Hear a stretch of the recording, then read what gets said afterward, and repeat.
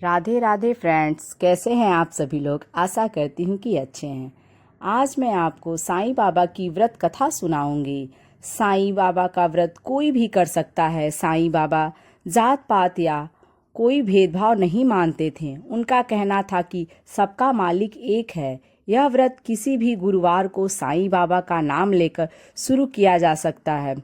सुबह या शाम को साईं बाबा की तस्वीर या मूर्ति की पूजा की जाती है। किसी आसन पर पीला कपड़ा बिछाकर उस पर साईं बाबा की तस्वीर रखें। पूजा के लिए पीले फूल या हार का प्रयोग करें। धूप दीप जलाकर साईं व्रत की कथा पढ़नी चाहिए। पूजा के बाद प्रसाद बांटना चाहिए। प्रसाद के रूप में फल या मिठाई बांटी जा सकती है। शिरडी के साईं बाबा के व्रत की संख्या 9 होने पर अंतिम व्रत के दिन 5 गरीब व्यक्तियों को भोजन कराना चाहिए और दान करना चाहिए। इस तरह इस व्रत का समापन होना चाहिए। साईं बाबा व्रत की कथा। कोकिला बहन और उनके पति महेश भाई शहर में रहते थे। दोनों में एक दूसरे के प्रति प्रेम भाव था, परंतु महेश भाई का स्वभाव झगड़ालू था। दूसरी तरफ कोकिला बहन की बहन धार्मिक स्त्री थी, भगवान पर विश्वास रखती। धीरे धीरे उनके पति का धंधा रोजगार ठप हो गया। कुछ भी कमाई नहीं होती थी। महेश भाई अब दिन भर घर पर ही रहते और अब उन्होंने गलत राह पकड़ ली। अब उनका स्वभाव पहले से भी अधिक चिड़चिड़ा हो गया।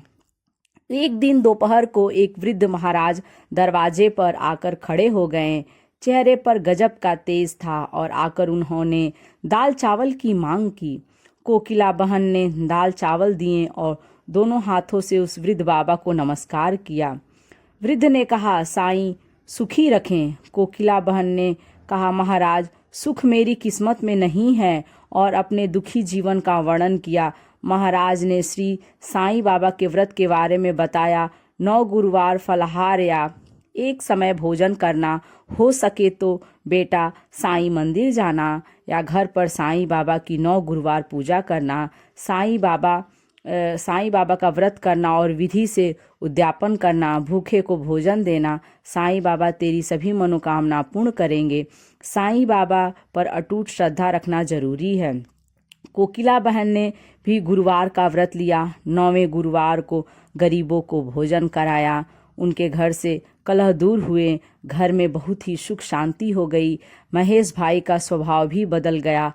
उनका रोजगार फिर से चालू हो गया। थोड़े समय में ही सुख समृद्धि बढ़ गई। दोनों पति पत्नी सुखी जीवन बिताने लगे। एक दिन कोकिला बहन के जेठ जेठानी सूरत से आए। बातों ही बातों में उन्होंने बताया कि उनके बच्चे पढ़ाई नहीं करते, इसलिए परीक्षा में फेल हो गए हैं। कोकिला बहन ने 9 गुरुवार की महिमा बताई और कहा कि साईं बाबा की भक्ति से बच्चे अच्छी तरह से अभ्यास कर पाएंगे, लेकिन इसके लिए साईं बाबा पर विश्वास रखना जरूरी है। साईं सबकी सहायता करते हैं। उनकी जेठानी ने व्रत की विधि बताने के लिए कहा।